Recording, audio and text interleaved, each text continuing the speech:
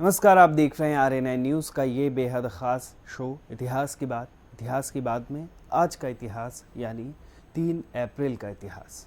आज के इतिहास में आपका स्वागत है। आज के इतिहास में हम आपको ले चलेंगे 3 अप्रैल के सफ़र पर। 3 अप्रैल की तारीख देश दुनिया के इतिहास में काफ़ी अहम रही। 3 अप्रैल के दिन कई महान लोगों ने इस दुनिया को हमेशा के लिए अलविदा कह दिया, तो कई महान शख्सियत ने जन्म भी लिया। चलिए 3 अप्रैल के सफ़र पर।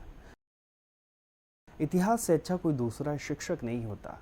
इतिहास सिर्फ अपनी घटनाओं को ही समेटे नहीं होता, बल्कि इन घटनाओं से हम बहुत कुछ सीखते हैं।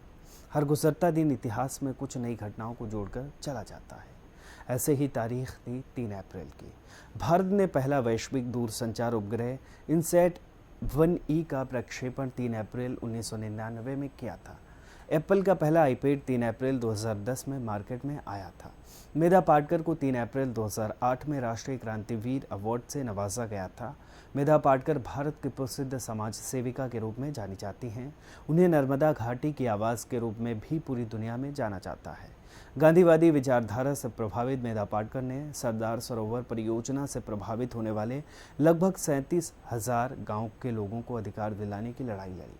उन्होंने महेश्वर बांध के विस्थापितों के आंदोलन का भी नेतृत्व किया। अरुंधति रॉय जैसी लेखिका उनके निकट सहयोगी रही हैं। राकेश शर्मा 3 अप्रैल 1984 में रूस के अंतरिक्ष यान सोयूज T11 से अंतरिक्ष पर जाने वाले प्रथम भारतीय अंतरिक्ष यात्री बने। 3 अप्रैल को जन्मे व्यक्तियों का इतिहास।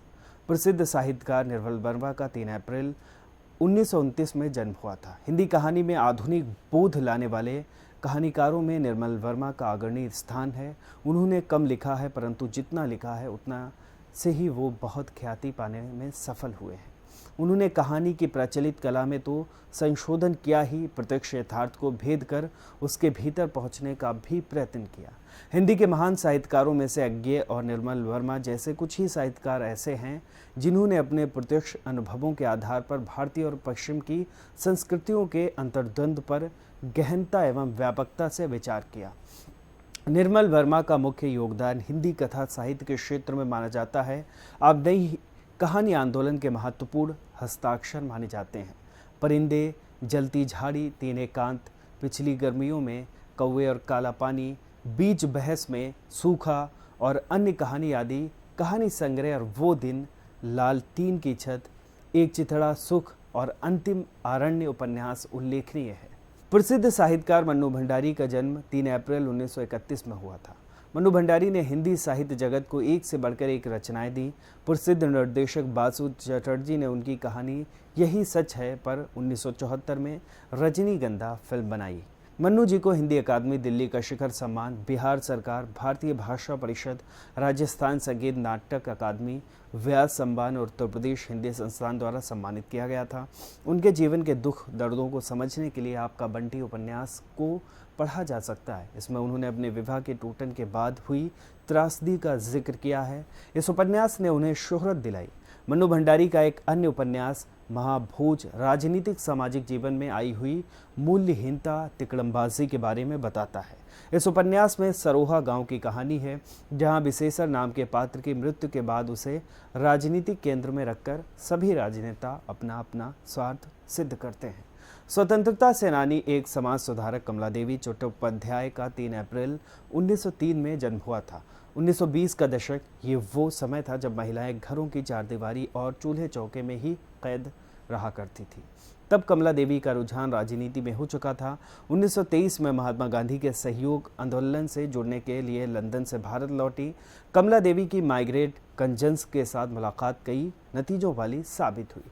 कांग्रेस के सेवा दल से जुड़ी कमला देवी ने कंजन्स की संस्था विमेंस कॉन्फ्रेंस के महासचिव पद की जिम्मेदारी संभाली। कंजन्स की पहल से महिलाओं को वोट देने का अधिकार मिला था, लेकिन चुनाव लड़ने का तब भी नहीं।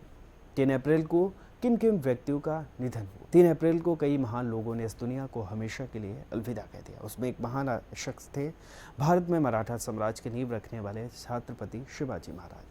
उनका निधन 3 अप्रैल 1680 में रायगढ़ में हुआ था। शिवाजी महाराज योद्धा राजा थे और अपनी बहादुरी, रणनीति और प्रशासनिक कौशल के लिए प्रसिद्ध थे। उन्होंने हमेशा स्वराज और मराठा विरासत पर ध्यान केंद्रित किया। आज की खास पेशकश में बस इतना ही। उम्मीद है आज का इतिहास यानी 3 अप्रैल का इतिहास आपको पसंद आया होगा। अगर पसंद आया हो तो हमें कमेंट करके ज़रूर बताएं। अगले एपिसोड में इतिहास से संबंधित हम क्या जानकारी जोड़ सकते हैं ये भी हमें कमेंट करके ज़रूर बताएं। और इसके साथ साथ हमारे वीडियो को लाइक करें, शेयर करें, चैनल को सब्सक्राइब करें और देखते रहें RNI न्यूज़। हमारे चैनल को लाइक करें, सब्सक्राइब करें, बेल आइकन को ज़रूर दबाएं और वीडियो को ज़्यादा से ज़्यादा शेयर करें। देश दुनिया की तमाम खबरों को नए अंदाज में देखने के लिए बने रहें हमारे साथ और देखते रहें RNI न्यूज़।